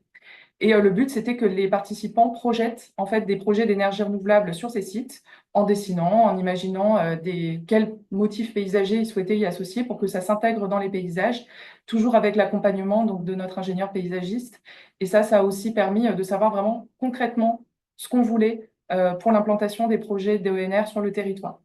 Donc ça a été une phase hyper importante qui était suivie après de la constitution des fiches actions avec les partenaires, puis de l'atelier sur la concertation citoyenne, où on a élaboré tout un protocole d'information et de participation autour des projets ENR, pour que chacun, que ce soit une commune, que ce soit aussi nous, intercommunalité ou un porteur de projet privé, puisse s'en saisir et respecter finalement les volontés du territoire en ce qui concerne l'information et la participation autour des projets. Donc là, on vous présente les résultats de la démarche. Donc, vous allez voir que les résultats, on les a synthétisés sous la forme de cartographie qui permettent de synthétiser l'ensemble des résultats issus à la fois des ateliers et de l'ensemble de la démarche. Donc, on voit ici ce qui a été fait, c'est 3 cartes. La première qui définit les espaces prioritaires pour accueillir les énergies renouvelables. Et on verra les 2 prochaines par la suite. Donc, si on devait commenter celle-ci, les espaces prioritaires, donc les énergies renouvelables, cette carte a été travaillée également sous l'angle des entités paysagères qu'on a vues tout à l'heure. Donc, on se rend compte d'une chose, c'est que notre Val d'Allier, donc autour de la rivière Allier, c'est cette entité-là qui présente le plus fort potentiel, donc qui représente aussi nos espaces prioritaires d'implantation, notamment sur les zones d'activité économique. C'est là où nous, on considère que le potentiel est le plus fort et peut-être le plus facile, puisque ce sont des espaces déjà artificialisés. Et donc, l'objectif, c'est de travailler essentiellement sur du photovoltaïque en grande toiture, sur nos industries et nos commerces, mais également travailler sur les parkings, donc notamment par des ombrières sur parking, et également un potentiel en friche, même si on n'a pas énormément de friches sur le territoire, mais en tout cas, la priorité doit être mise sur les friches et les terrains dégradés. Et on retrouve après des choses qui se multiplient sur le territoire. De manière générale, une volonté de travailler sur le solaire en toiture Et on le voit sur les parties qui sont en jaune, donc surtout sur la partie ouest du territoire et un petit peu à l'est aussi, on met en avant les espaces agricoles à fort potentiel. Donc là, je précise bien qu'on n'était pas à l'ère du photovoltaïque agrivoltaïsme, on n'avait pas encore les notions et les définitions à l'époque du travail sur ces cartes-là. On entendait plutôt méthanisation quand on parle d'espaces agricoles prioritaires. Et les hangars, voilà. Donc aussi un développement en toiture sur les grandes toitures sur les hangars agricoles. Et puis un potentiel sur la partie est, surtout du territoire, mais pas que, mais essentiellement ici, en termes de bois énergie qui présente un fort potentiel sur notre territoire. Et puis un dernier petit point, vous avez pu remarquer sur la partie est du territoire, la présence d'éoliennes. On n'en a pas beaucoup parlé jusque-là. En tout cas, on a 2 parcs éoliens présents sur notre territoire qui sont en fonctionnement depuis déjà quelques années et qui sont privés. Et à savoir que dans le cadre de ce qu'on l'on projette, il n'y a pas de souhait de développer de nouvelles éoliennes. Mais ça, c'est vraiment une volonté politique souhaitée et qui a été déjà interrogée à l'époque de l'élaboration du PLUI qui est présent sur ce territoire-là. Et les élus avaient voté notamment une motion indiquant qu'on ne voulait pas d'éoliennes dans un rayon de 1 km autour des habitations. Si bien qu'il n'y avait plus de potentiel présent du tout pour l'éolien. Voilà. Et ça, c'est issu du fait qu'on ait déjà des éoliennes en présence. Par contre, ce qu'on sait dans nos perspectives et dans notre futur mix énergétique, c'est que sans éoliennes, on n'arrivera pas à l'atteinte des objectifs. Donc, il faudra qu'on réinterroge la question de l'éolien. Et ça, les élus en ont conscience et on l'a bien intégré. On se reposera la question dans quelques années. Donc, la carte qui suit, qui est complémentaire, ça a été la définition des points de vigilance. Donc là, le bureau d'études a travaillé sur les éléments paysagers sur lesquels il faut avoir une vigilance particulière en cas de développement d'énergie renouvelable. Donc, c'est notamment tout ce qui est perspective liée au patrimoine, les vues. Donc, on va avoir les lignes de crête, on va avoir certaines routes belvédères qui donnent à voir. Donc, attention à l'intégration des projets ENR quand on est dans ce type de paysage-là. La présence de forêts à préserver, un maillage en haies à préserver également. Donc, c'est un petit peu macro comme façon de présenter les choses, mais en tout cas, on sait que quand on est en présence de ces éléments-là, il faut qu'on soit très vigilant. Et on a un patrimoine notamment bâti avec de nombreux monuments historiques. On a un cœur de ville, Vichy, qui est patrimoine mondial de l'UNESCO, et présence de nombreux monuments. Donc, on sait qu'il y a une vigilance à avoir par rapport à ces éléments-là.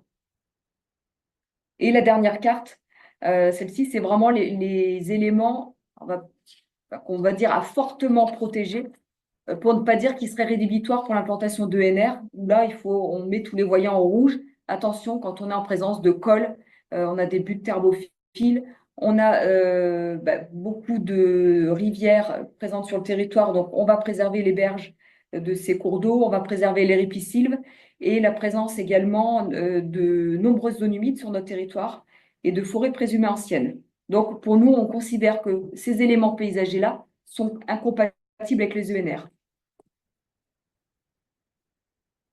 Donc, si on devait faire une compilation des résultats de cette démarche, finalement, on a choisi de vous présenter les choses à court, moyen et long terme. Tout de suite, ce plan paysage et transition énergétique, ça a vraiment constitué un outil très pratique pour les élus, puisque, alors ça a été plutôt un coup de chance pour nous, pour le coup, c'est que la loi APER est arrivée entre-temps et qu'on a voté notre plan paysage en juin 2023. Donc, ce document a vraiment constitué une aide à la décision très précieuse pour l'application de cette loi. Et la fameuse boîte à outils de la concertation dont j'ai parlé tout à l'heure, qui peut être utilisée pour tout nouveau projet.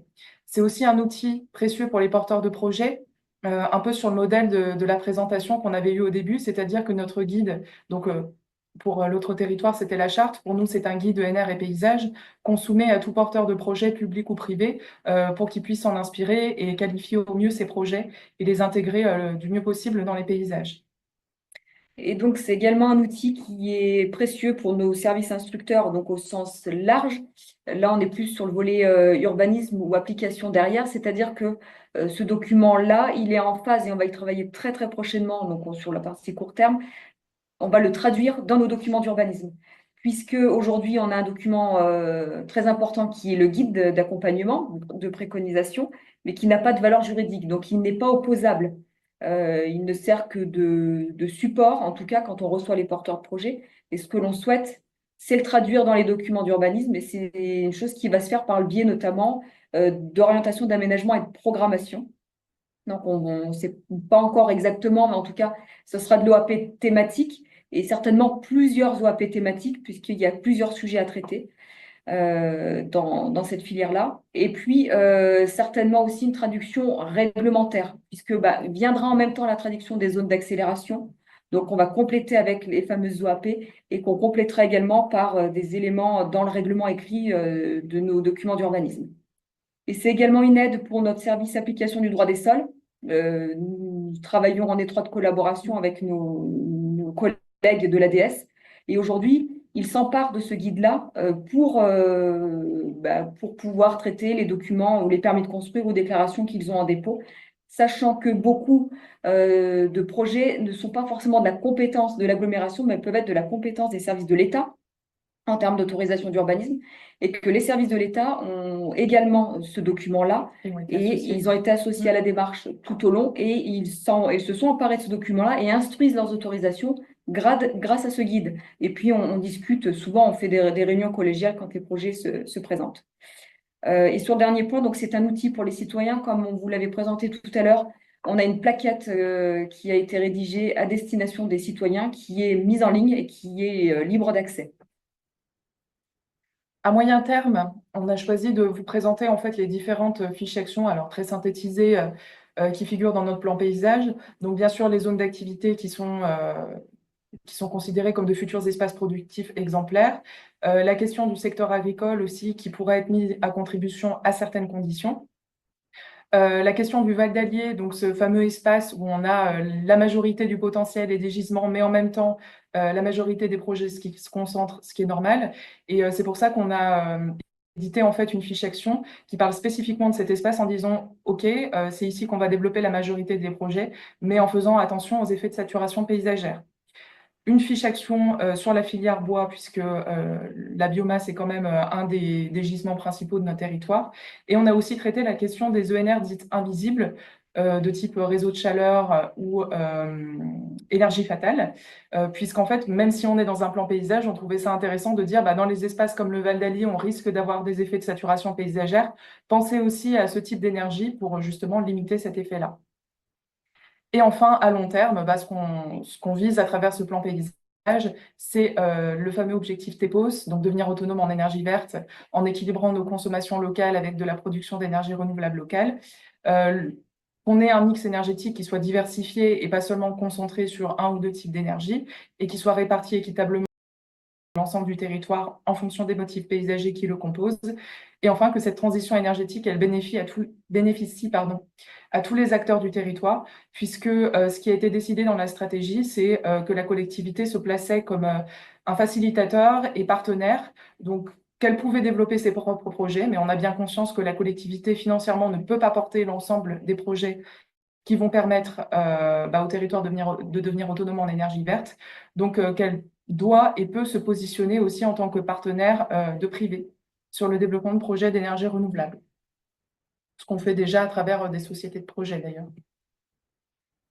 Et donc notre dernière slide, c'est vous présenter le bilan de la démarche, à la fois les points forts, mais aussi les difficultés qu'on a pu rencontrer. Parmi les points forts, on a conscience que ce plan paysage a été un outil très favorable concernant l'accélération en réponse à la loi du 10 mars 2023. Elle est, comme le disait Constance tout à l'heure, arrivée à notre plan paysage au très bon moment. Ça nous a vraiment facilité le travail. On a pu travailler avec les communes et on n'a pas eu de grandes difficultés à pouvoir définir nos zones d'accélération. Les points positifs également, on a des préconisations qui sont précises pour tous les porteurs de projets. Donc aujourd'hui, on leur présente notre guide de préconisation. Ils s'emparent vraiment de ce guide-là. Ils ont conscience de ce qu'ils ont à faire. Et donc, on gagne en temps et en qualité de projet derrière. D'ailleurs, ça nous a permis de faire retravailler déjà de nombreux projets. Ça nous a également permis de renforcer le dialogue avec le territoire sur les questions de transition énergétique. Par tous ces ateliers, par toutes ces réunions, on est monté en compétence sur ces sujets-là. Et puis, en interne, on l'avait dit tout à l'heure, cette démarche-là, elle a permis de travailler en transversalité. Donc, il y a nos deux directions, mais pas seulement. On a travaillé les zones d'activité économique, donc avec nos collègues du développement économique. Ça peut être des questions plus écologiques. Enfin, voilà. Donc, ça a permis vraiment de travailler en transversalité. Si on devait présenter quelques points faibles, si on peut dire, on a eu quand même une difficulté à mobiliser les citoyens sur le long terme. Moi, comme on vous l'a dit, on avait un comité de citoyens qui était associé depuis le début de la démarche jusqu'au terme. Et au fil du temps, on a eu du mal à les mobiliser. Plus les réunions passaient, moins ils étaient présents. Et en fait, pour les avoir interrogés, ce qui a été difficile pour eux, c'est que le sujet est très technique. Et ils ne se sont pas toujours sentis légitimes à donner un avis sur les ENR en général et être porteur d'une parole citoyenne. Et la démarche qui a été longue aussi, puisqu'elle a duré quand même 18 mois, cette démarche de concertation. Alors, ils le savaient, hein, c'était prévu comme ça, on a respecté le timing. Néanmoins, se mobiliser régulièrement sur ces 18 mois, ça a pu être compliqué, simplement pour des questions pratiques, en fait, Oui, pour certains. aussi. Et puis, donc, une vigilance aussi qu'on a toujours en tête, nous, c'est que tous ces sujets-là, il faut vraiment les entrecroiser avec les sujets environnementaux. Donc voilà, il y a la porte paysagère, mais attention aux enjeux environnementaux qui ne sont pas toujours traités et qu'il faut bien avoir en tête. Et enfin, différence d'échelle entre paysage et projet, puisque comme c'était tout à l'heure, on l'a vu dans un des témoignages, on travaille en cas par cas quand même lorsque les projets se présentent. Le plan paysage donne un cadre, mais ensuite, il faut venir travailler vraiment plus finement sur le territoire et au cas par cas. Également, comme on l'a dit aussi, la question de la grille PV qui est intervenue tout de suite après notre démarche. Donc ça, c'est un petit peu dommage puisqu'on ne l'a pas pris en compte et il y a des enjeux importants. Notre territoire, et on le ressent dans les façons dont on est abordé par les porteurs de projets, au niveau régional, notre département, il attire énormément les porteurs de projets pour l'agri-PV. Donc, on aura vraiment une vigilance très, très pointue sur ce sujet-là. Et voilà. Et puis sinon, sur le dernier petit point, donc c'était une démarche itérative qui est toujours en construction. Donc, il ne faut pas laisser s'essouffler les choses et continuer d'aller de l'avant. Merci Aurélie, merci Constance pour cette présentation. Avant de vous adresser quelques questions, je voulais juste rappeler aux internautes qu'ils ont la possibilité de vous adresser des questions via le chat en haut à droite de l'écran pour donc dialoguer avec les intervenants. Juste, je rebondis sur ce que vous disiez à l'instant sur la transversalité. On le voit bien parce que vous incarnez vous-même deux services au sein de la collectivité. Je suppose que voilà, un projet comme ça suppose un portage politique très fort et à tous les étages, dans tous les portefeuilles, j'ai envie de dire. Oui, donc ça a été le cas, sachant que donc politiquement, on a eu un portage fort, surtout de la vice-présidente à la transition énergétique. Donc les choses étaient bien réparties. On avait plusieurs vice-présidents avec chacun leur délégation, mais un leader quand même pour mener les choses. Et puis à la tête, le président, évidemment, qui lui a été moins présent, on va dire, dans toutes les phases, mais a été là pour tous les copies ou les moments politiques importants et qui aujourd'hui est vraiment le porte-parole du plan paysage. Et ça, il le dit c'est une donnée, un document transversal, et lui, il emporte la parole dans toutes les thématiques de l'agglomération. D'accord. Et autre question, je rebondis à ce que vous disiez aussi tout à l'heure sur dépassionner le débat.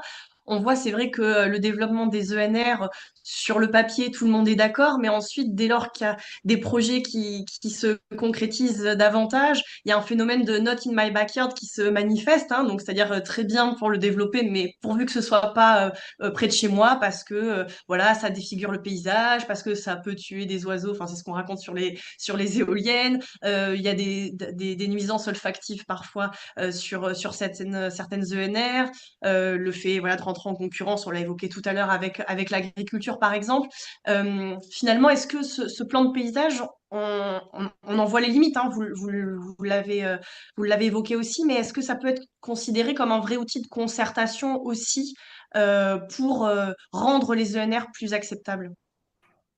Oui, bien sûr. Déjà, c'est un outil qui peut rassurer, puisque les cartes déjà évincent, on va dire, certains espaces de tout développement ONR, même si encore une fois, c'est pas encore un document opposable. Et puis les préconisations qui y sont associées permettent de limiter en fait et de rassurer les différentes personnes qui pourraient s'opposer à des projets. Et aujourd'hui, on a développé un projet de parc photovoltaïque de plus de 16 hectares, donc une surface quand même assez importante sur des délaissés aéroportuaires, en prenant en compte en fait le paysage, et on n'a eu aucune remarque et aucune résistance. Donc, on espère que la dynamique va continuer comme ça, mais en tout cas, pour l'instant, ça fonctionne. Merci beaucoup à toutes les deux. Je vous laisse quitter peut-être le partage d'écran. Voilà, hop. Et donc, je vais vous soumettre du coup les questions qui sont venues du chat. J'en ai une, je pense, qui vous concerne directement, Aurélie et Constance. Élodie Pourret nous demande comment les autorisations sont-elles instruites avec ce plan paysage si celui-ci n'est pas opposable d'un point de vue réglementaire? Ben, c'est une aide à la décision, en fait. Donc, quand on a des autorisations d'urbanisme, on va gagner en qualité. Donc, soit on reçoit le porteur de projet en amont, bien souvent c'est le cas quand même, hein. On essaie d'avoir le contact en amont et de l'accompagner. C'est ce qu'on a fait sur plusieurs projets. Et si le document enfin, le permis de construire est déposé, bah, c'est par le biais de prescription. Et on cède d'autres articles d'ordre général du Code de l'urbanisme, mais on ne peut effectivement pas viser notre plan paysage, puisqu'il n'a pas de valeur juridique, enfin, il n'est pas opposable, comme vous l'avez très bien indiqué. Une autre question de Louise Berthoud de WWF, qui rejoint un petit peu, je pense, ce que vous disiez tout à l'heure, Aurélie, sur ne pas perdre de vue les enjeux environnementaux en se focalisant juste sur la question paysagère, puisqu'elle demande, je voulais vous informer que, c'est pas une demande, c'est une information, une remarque, je voulais vous informer que le WWF France a publié en novembre 2024 un rapport sur la planification énergétique territoriale qui sert de bilan à la loi APER et de son exercice de désignation des zones. N'hésitez pas à le parcourir. Donc là, avec une vraie réflexion, j'imagine, venant du WWF sur la biodiversité, l'impact sur la biodiversité. Voilà, c'est importé à connaissance comme ça. Et une autre question anonyme qui s'adresse peut-être plus à Samuel Coutrel de la métropole européenne de Lille, qui demande quels sont les opérateurs qui se sont positionnés sur les différents lots que vous avez présentés. Oui, donc nous avons eu 4 opérateurs sélectionnés. Il y avait EDF Énergie Renouvelable, Green Yellow, Elexia et la SEM Énergie Hauts-de-France, qui est une société mixte de notre région, financée en partie par des administrations publiques. Et pour les lots 3 et 4 non, 2 et 3 de petite dimension, il n'y a que la SEM qui s'est positionnée dessus. D'accord. Très bien. Bon, je vois que le temps tourne. Il va falloir qu'on conclue ce formidable webinaire. Du coup, je vous adresserai aux uns et aux autres les questions un peu plus tard. Et puis, il y a vraiment la possibilité en plus de vous mettre en relation les uns les autres si vous avez des demandes précises. On vous transmettra les coordonnées des intervenants. En tout cas, voilà, je vais laisser la parole à Emmanuel Thibier pour conclure ce webinaire. Peut-être juste une réaction, c'est-à-dire que finalement, on voit avec ces 3 études de cas que le solaire a été plus développé que les autres types d'ENR et finalement, ça rejoint ce que vous disiez en introduction, Emmanuel, au sujet du photovoltaïque comme l'énergie finalement la plus ZAN compatible. Quand vous nous montriez vos graphiques sur l'artificialisation, finalement, c'est l'innovation, la technologie qui rentre le moins en contradiction avec l'objectif de lutte contre l'artificialisation. Donc, c'est sans doute pas un hasard. En tout cas, voilà, je vous laisse la parole pour conclure et puis peut-être nous donner, voilà, voir les prochaines étapes du Club STEP et de l'ADEME sur ces questions-là. Oui, merci Inès. En effet, alors je veux pas me focaliser sur le photovoltaïque parce que je voudrais pas voilà, focaliser le débat là-dessus, hein. il y a d'autres énergies renouvelables. En tout cas, les trois interventions étaient de qualité. Moi, je trouve que c'était un beau webinaire. Moi, je voulais juste vous partager quelques perspectives pour la suite, hein. Donc, je pense que vous voyez mon écran. Le Club STEP, donc, auquel fait partie l'ADEME, continue ses travaux. Pour 2025, on a choisi le sujet de trajectoire bas carbone des territoires, qui est un sujet plutôt centré sur la baisse des émissions de gaz à effet de serre, un peu un sujet connexe au sujet d'aujourd'hui, hein, mais intéressant aussi. Et puis par ailleurs, l'ADEME conduit des travaux, j'allais dire, en solo, sans le Club STEP. Et je voulais vous mentionner une étude qui vient de se terminer là en janvier 2025, qui s'intitule le PLUI au service de la transition bas carbone, qui est déjà disponible dans notre librairie ADEME. Voilà, alors j'espère que on pourra organiser d'autres webinaires avec cadres de ville notamment pour présenter ces deux travaux. Et donc, je vous donne rendez-vous dans un prochain webinaire. N'est-ce pas, Inès? Avec plaisir. Merci beaucoup en tout cas Emmanuel et merci à l'ensemble des intervenants et des intervenantes euh, voilà, d'avoir partagé leur expérience. Je suis sûre que ça va susciter plein d'idées et ça va inspirer un tas de collectivités. Je rappelle à nouveau que le livrable qu'a présenté Emmanuel en début de webinaire est bien disponible sur la librairie de l'ADEME. N'hésitez pas à aller le consulter. Voilà, c'est une mine de ressources. Et on vous donne rendez-vous donc pour un prochain webinaire pour la suite des aventures de l'ADEME. Merci beaucoup, bonne fin de journée et à bientôt.